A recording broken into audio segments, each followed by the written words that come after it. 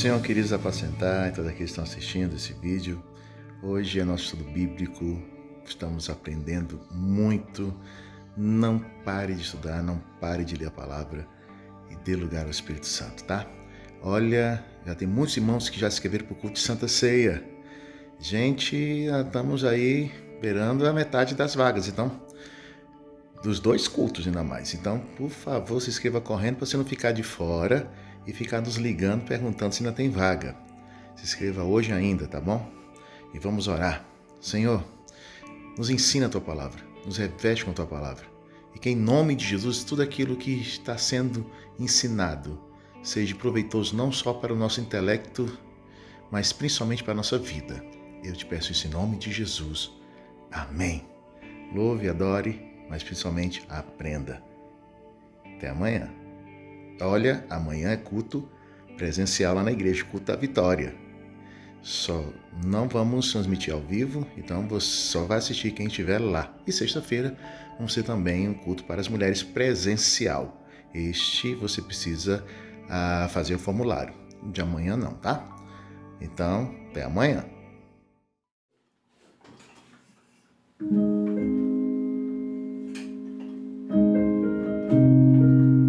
Queremos render graças a Ti, Jesus, o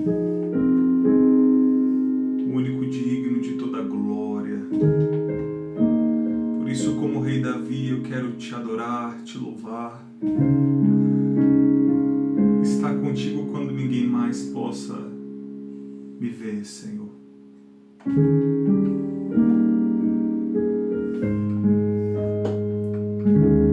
Em adoração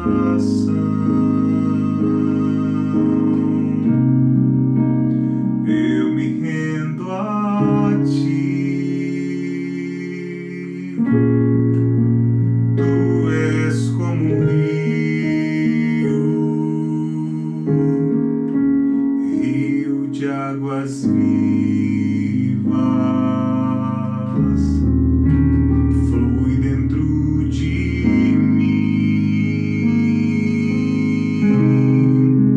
És manancial, fonte inesgotável, trazida ao coração. Como o Rei Davi, quero Te louvar. Minha alma canta a Ti, Senhor, em adoração. Digno és de louvor, majestade santa. Meu prazer é Te dizer: Te amo, ó Senhor, em adoração. Eu me rendo a Ti. Tu és como um rio de águas vivas, flui dentro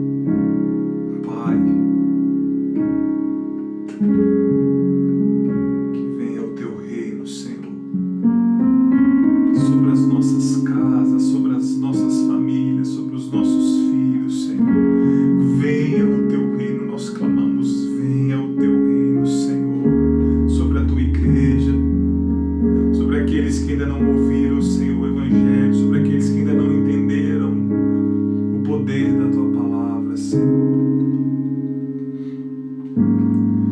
Pai nosso nos céus, santo é o Teu nome, Teu reino buscamos, Tua vontade seja feita na terra como é nos céus. Deixa o céu descer na terra como é nos céus. Deixa o céu descer.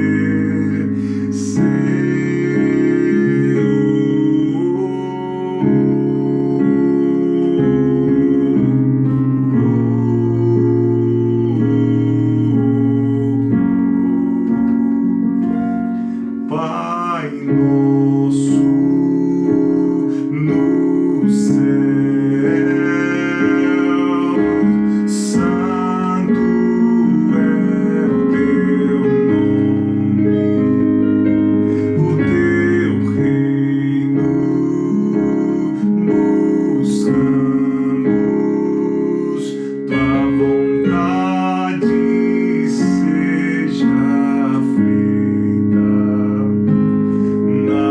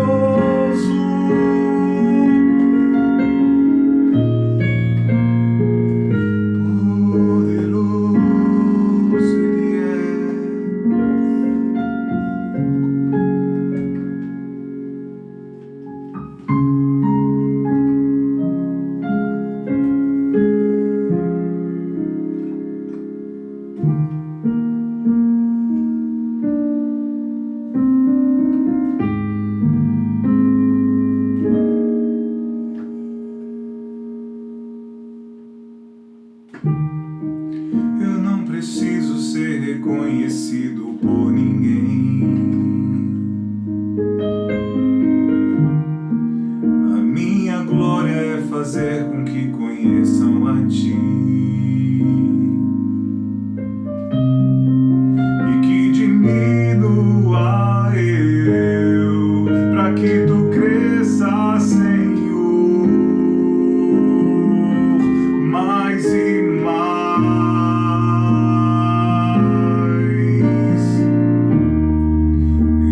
Serafins que cobrem o rosto ante a Ti.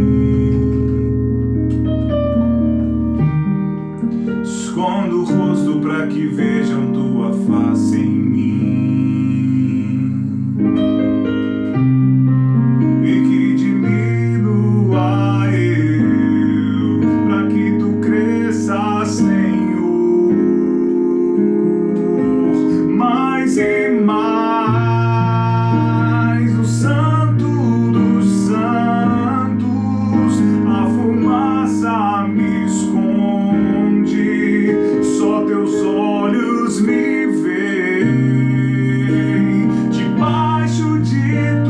Asas é o meu abrigo, meu lugar secreto. Só Tua graça me basta e Tua presença é o meu prazer.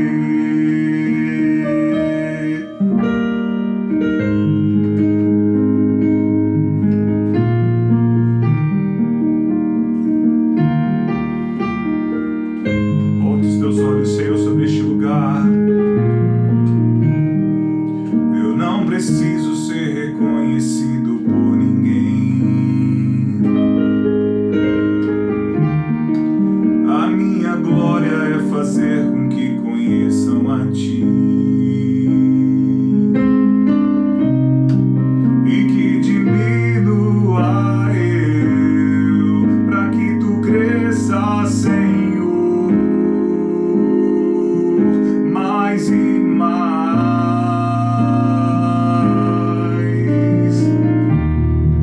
E como serafins que cobrem o rosto ante a Ti, escondo o rosto para que vejam Tua face em mim, e que diminua eu, para que Tu cresças, Senhor, mais e mais. No Santo dos Santos, a fumaça me esconde, só Teus olhos me veem, debaixo de Tuas asas é o meu abrigo, meu lugar secreto. Só Tua graça me basta e Tua presença é o meu prazer. No Santo dos Santos, a fumaça me esconde, só Teus olhos me veem, debaixo de Tuas asas é o meu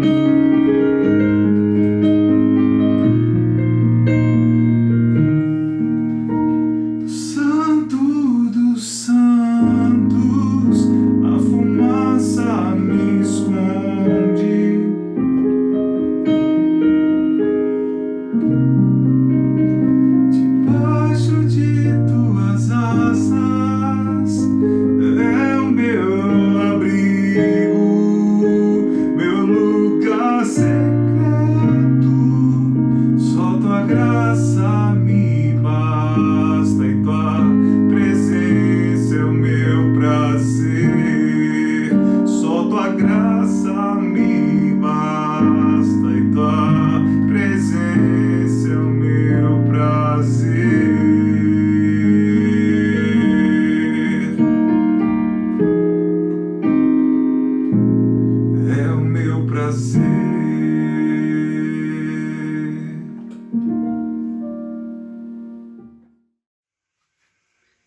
Glórias a Deus, bênção por estarmos mais uma vez aqui reunidos para estudar a palavra de Deus, para estudar um pouco mais de Deus, amém?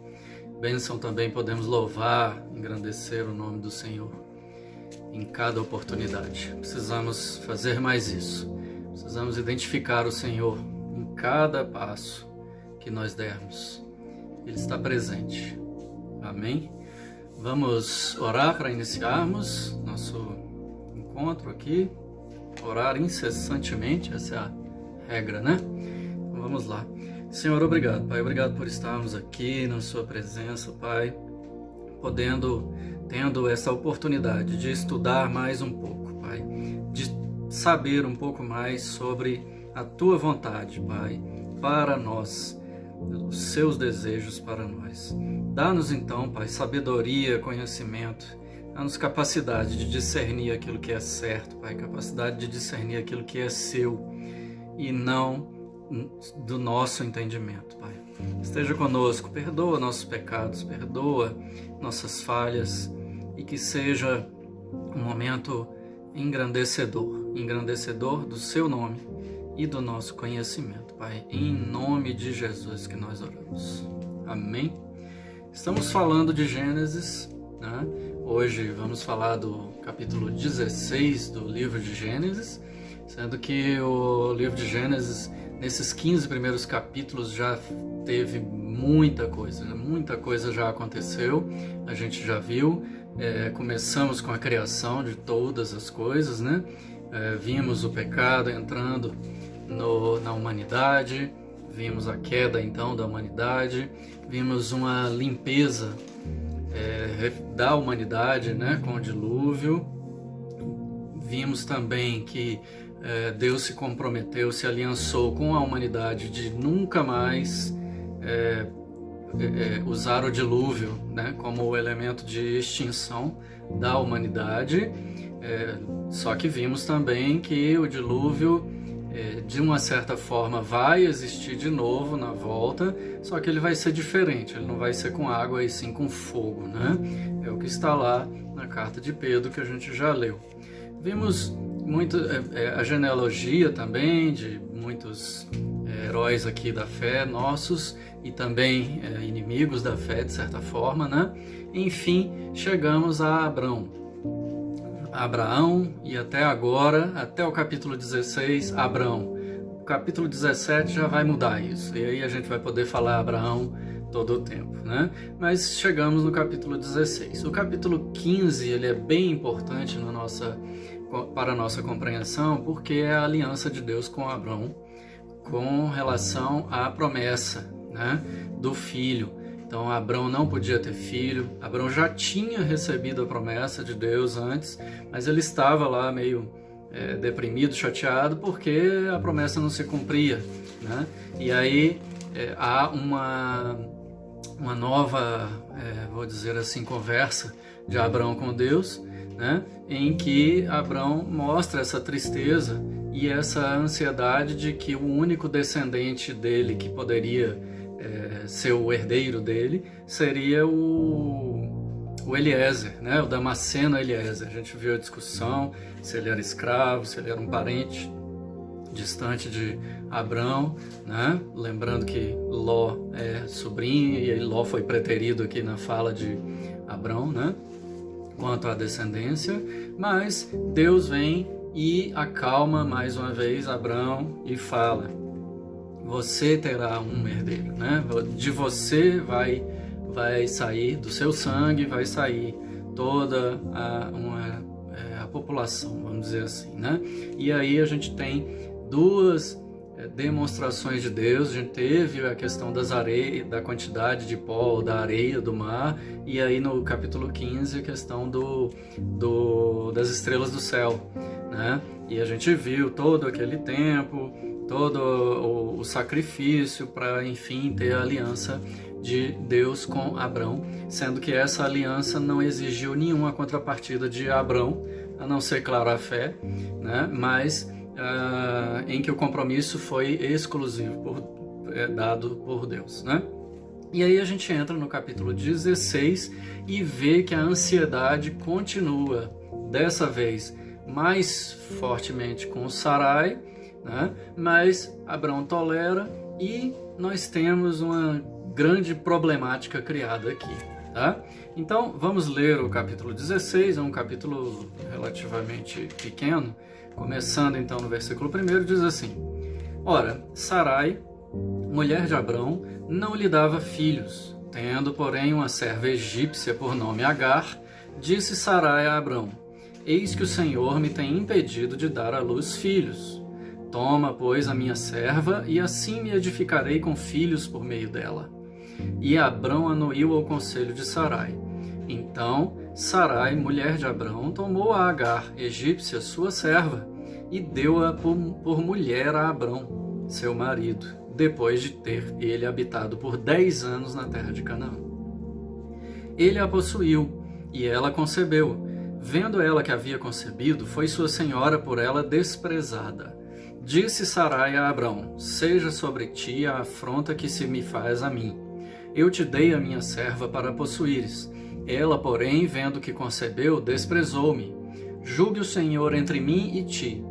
Respondeu Abrão a Sarai: A tua serva está nas tuas mãos.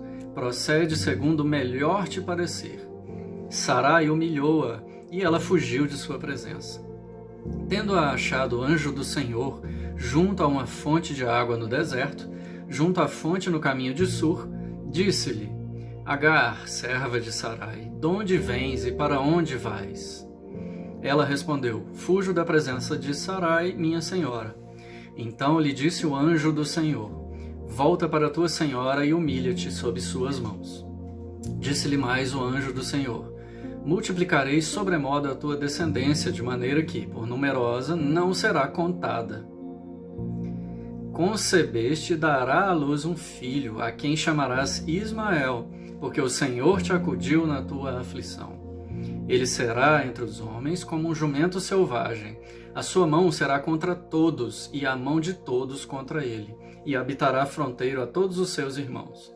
Então ela invocou o nome do Senhor que lhe falava. Tu és Deus que vê, pois disse ela: Não olhei eu neste lugar para aquele que me vê?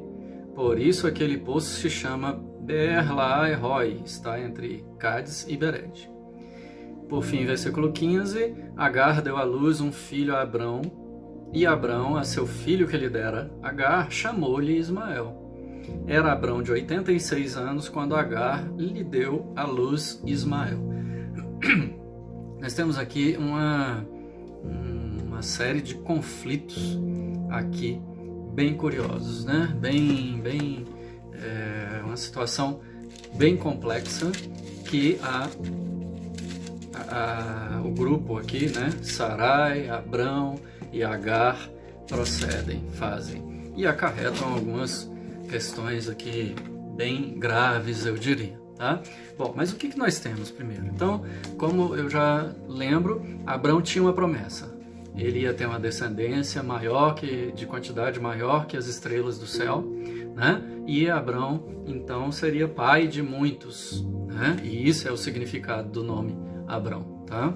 E Abrão tem um relacionamento muito íntimo com Deus, um excelente relacionamento.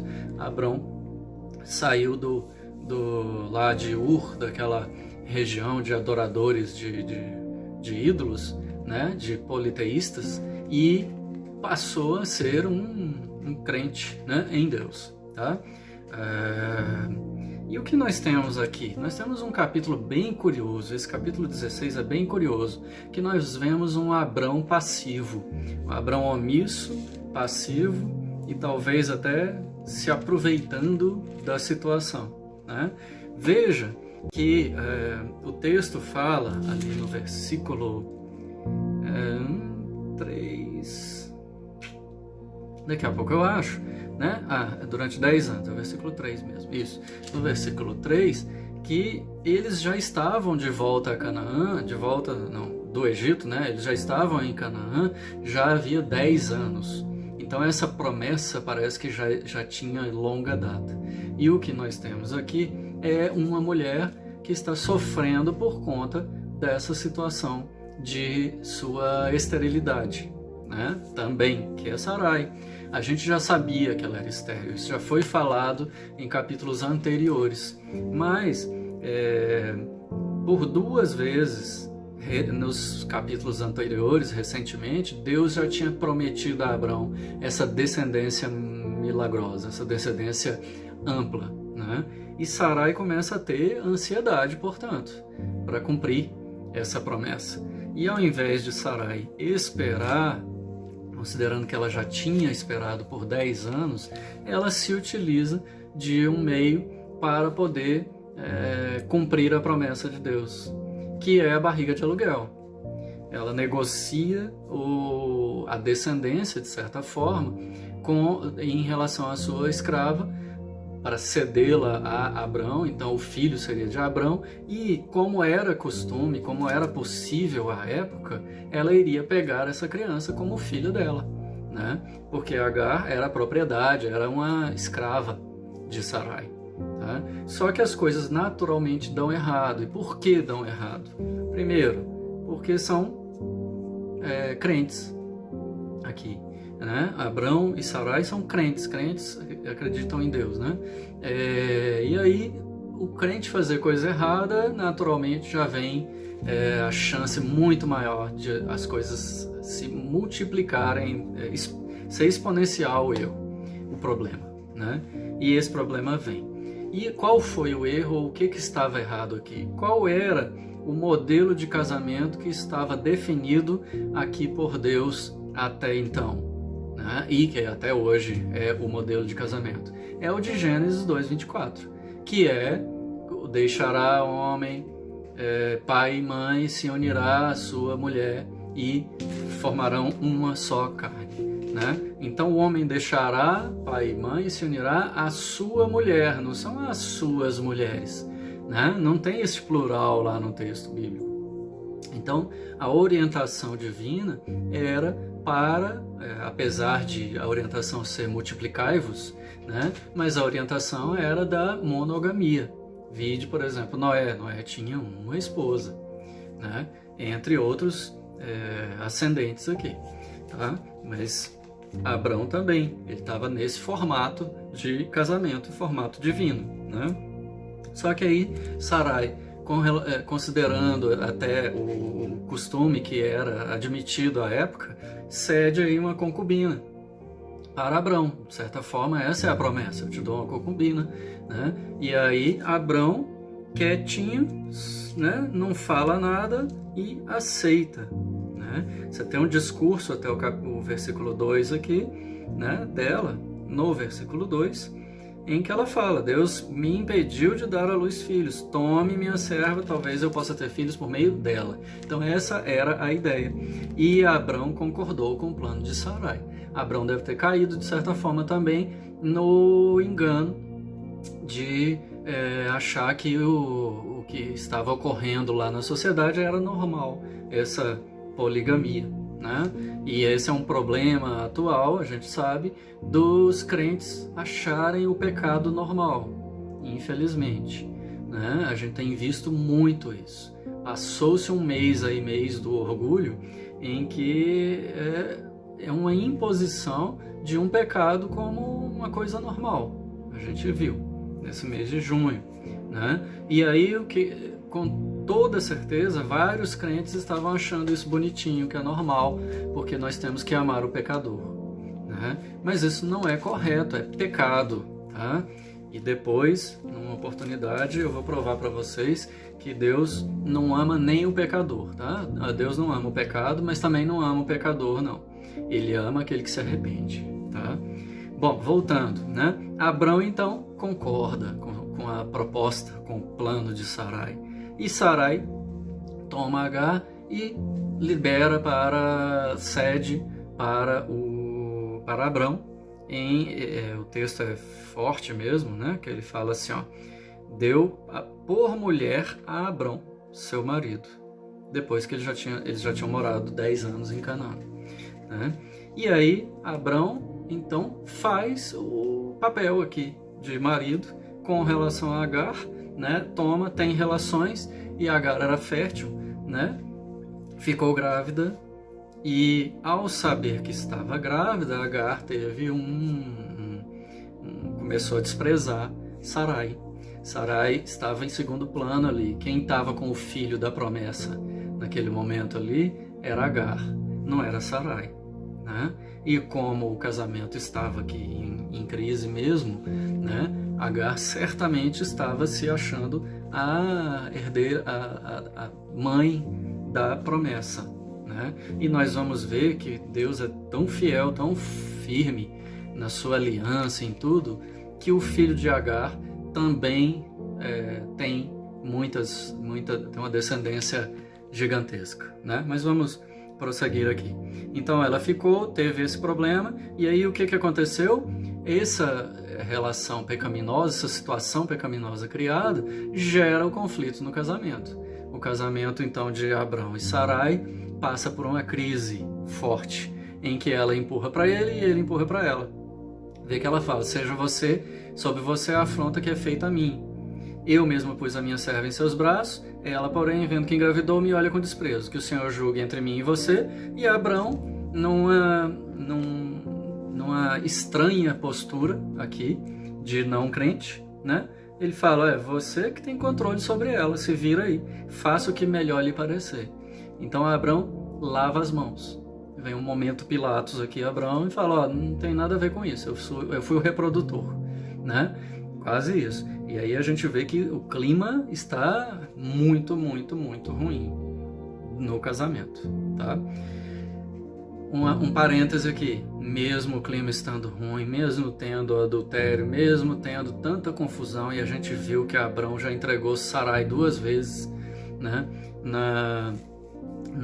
Para evitar risco para a própria vida, né? Entregou lá para o faraó, por exemplo, e assim vai. E aí o que acontece? O casamento dos dois permanece, né? A dureza do coração dos dois não foi tão grande a ponto de quebrar o vínculo. O que mostra, então, que teve arrependimento de ambos, né? E a instituição, o relacionamento, o casamento permaneceu, tá? É o que a gente vai ver, né? Que o casamento continua. Bom, mas vamos lá. O problema surge. Abrão, então, fica quieto e deixa Sarai se virar. Sarai faz o quê? Começa a humilhar Agar. Tomou o poder mesmo, né? Como dona, e aí começou a humilhar Agar. Agar fez o quê? Fugiu. Quando ela foge, Agar foge no sentido do Egito, tá? Ela foge no sentido do Egito, e aí a gente tem uma situação bem interessante aqui, que é o aparecimento do anjo do Senhor, no versículo 7 em diante. Quando o anjo do Senhor a encontrou junto à fonte de água, a uma fonte de água no deserto, junto à fonte no caminho de Sur, daí que está a indicação de que ela estava indo para o Egito, perguntou: Agar, de onde você vem e para onde vai? Óbvio que sabia, né? Óbvio que o anjo sabia. Mas um parêntese antes. A expressão anjo do Senhor surge pela primeira vez no texto bíblico, não tem explicação, o contexto não indica uma clareza na época de o que seria anjo do Senhor, tá? E o que nós temos aqui é uma inserção dessa expressão anjo do Senhor, que é ambígua ou dúbia para todos que estudam, porque não se sabe se aqui é uma teofania, ou seja, se foi o próprio Deus que apareceu, ou se foi o anjo, ou seja, mensageiro do Senhor. A leitura, a maioria, entende que realmente foi o Senhor. E eu vou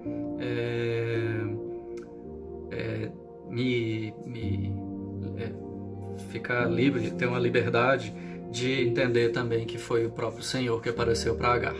Tá? Por alguns motivos. Primeiro é o modelo de atuação em que ele pergunta para ela, ele começa a conversa com pergunta, bem padrão de teofanias, né? Além disso, ele pergunta, mas sabendo, né? Ele corrige ele fala, volte para sua senhora e sujeite-se, aumentarei, aí é que vem o versículo 10, aumentarei em muito a sua descendência de maneira que, de tão numerosa, não poderá ser contada. Como é que o anjo poderia aumentar a descendência de Agar? Mas sim o próprio Senhor, né? Então, diferente, por exemplo, quando o anjo comunica a Maria que vai ter o filho, né, de Deus e tal, então ele faz uma comunicação como um mensageiro, ele entrega a mensagem, né? Não tem nada aqui do tipo assim diz o Senhor, pelo menos, né? Então parece muito claro aqui, parece claro, não muito, mas parece claro que foi o próprio Deus que interagiu com Agar. E eu vou além. Quando Agar, lá no versículo 13, né, fala assim, então Agar deu ao Senhor que havia falado com ela o nome de Tu és o Deus que vê. Mais uma vez está dizendo aqui que era com o próprio Deus, né? Porque ela dizia, neste lugar eu olhei para aquele que me vê. E ela está surpresa. Por que ela está surpresa? Agar certamente já tinha sido doutrinada, digamos assim, por estar na casa de Abrão, uma casa de crente, né? Então Agar tinha no mínimo conhecimento, apesar dela ser egípcia, ela no mínimo tinha o conhecimento a respeito de Deus, né? Abrão certamente fazia explicações ou comentários no mínimo, né? E aí, por que ela fica surpresa? Porque ela viu Deus e não morreu, né? Porque o entendimento à época é que quem visse Deus iria morrer por conta da pureza e tal. Lembra que Moisés, por exemplo, fica de costa, ou Deus aparece na sarça em outra forma, né? Então a visão não é direta com Deus. Não tem passagem ao texto bíblico que permite ver em algum momento ter uma visão própria de Deus, né? A não ser, por exemplo, Jacó lutou, né, aqui, Agar. Então nós temos aqui um exemplo claro de teofania, né? Bom, o que mais que nós temos? O anjo ordena que ela volte e se sujeite à senhora dela, porque ela é escrava. A ordem legal das coisas aqui é esse, ela tinha que se sujeitar.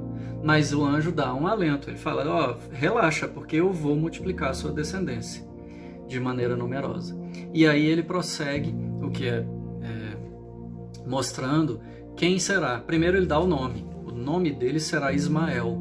Lembra que El é Deus, né? Então Deus ouve, tá? E o nome dele será Ismael, porque o Senhor ouviu o grito de sua aflição, o seu grito de aflição, né? E aí vem uma coisa que, infelizmente, talvez seja decorrente do pecado ou não, mas tudo tem o seu propósito, e o propósito é divino e não de nosso conhecimento necessário, né?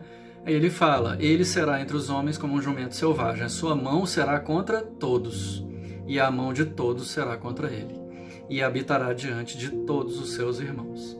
Sabe quem falou que é descendente de Ismael? Maomé. Maomé falou que era descendente de Ismael. Ou seja, o próprio Maomé já comprova que Ismael, como um jumento selvagem, mão contra todos e todos contra ele, mostra que a origem aqui de Ismael, que Ismael dá origem, ou Agar dá origem aos islâmicos, né, aos árabes. Tá? E por isso que se fala que é um contra todos e todos contra um, digamos assim. Porque é o povo de Israel, de Deus, com uma crença, e o povo de Ismael com outra crença. O povo de Israel de Jesus e o povo de Ismael de Alá, né? Então temos essa concorrência, essa briga aqui. É interessante ver, há um destaque aqui, Abrão tinha 86 anos quando Agar lhe deu à luz, Ismael, né? Abrão deu o nome de Ismael, Agar deve ter falado e Abrão deve ter compreendido, foi Deus que falou com você, então vai ser Ismael mesmo o nome, né? E mais, o texto relata que Abrão tinha 86 anos, ou seja, vai mostrar aqui a idade de Ismael, quando Isaac nasce. Então assim, a gente vai ver que tem um relacionamento diferenciado aqui mais à frente, né? E ressalta o texto bíblico a idade para nós avançada, tanto de Abrão quanto de Sarai, né? Quando a gente vai ver que eles em idade mais avançada vão ter, enfim, a promessa cumprida, a aliança cumprida, né? Então o texto ele traz isso. O que nós temos aqui de alguma mais aplicação prática? Primeiro, o que aconteceu? Tanto Sarai quanto Abrão não ouviram o Senhor neste momento e geraram toda uma problemática. Sarai, ansiosa, empurra Agar para Abrão, que talvez ansioso ou nesse momento lascivo, ou sei lá, aceita, né? Abrão faz por si só, pela carne, e não ouvindo o Senhor, né? E aí as coisas acontecem. O que a gente aprende mais? Tem um conflito no casamento, mas o casamento perdura, de Abrão com Sarai. É o casamento modelo bíblico, né? Em que Abrão casa com Sarai porque deixou os pais, né? E tomou a sua esposa e formou com ela uma só carne, né? A gente vê mais uma vez Deus cuidando, Deus presente, Deus agindo, então nós não temos um Deus de pau, não é um Deus morto, Deus distante, mas sim um Deus em constante movimento. É um Deus que cuida. Veja que ele cuida, inclusive, da descendência de Abrão com Agar, né? Ele fala, vai ter muitas gerações, a descendência vai ser muito grande, né? Porque está dentro, no fim das contas, está dentro da promessa, da aliança, né? Então, essencialmente é isso. Nós temos um Deus que cuida. Mais uma vez a gente vê isso em cada momento do texto. E mais uma vez a gente vê que de tudo isso que está acontecendo, na verdade, o objetivo, um grande objetivo dos textos antigos era e sempre foi mostrar a vinda do Messias, de Jesus. Então a gente sabe, estamos tratando de descendência múltipla e tal, mas para quê? Para chegar até o Messias, para que a gente pudesse ser salvo. Amém? Bom, já avançamos bastante, vamos ficar por aqui, vamos orar mais uma vez, né? Senhor, obrigado, Pai, obrigado mais uma vez, Pai, não me canso de agradecer, porque o Senhor está conosco, o Senhor cuida de nós, ainda que as coisas sejam muito estranhas, as coisas que acontecem de forma mais inusitadas, mas a gente sabe que tudo tem um propósito e tudo está sob seu controle. Esteja conosco, Pai, dá-nos sabedoria e inteligência para vivermos neste mundo enquanto estamos aqui. Perdoa nossos pecados, aumenta a nossa fé. Esteja conosco, em nome de Jesus. Amém? Que o Senhor te abençoe e te guarde, que o Senhor faça resplandecer seu rosto sobre ti e que o Senhor te dê a paz.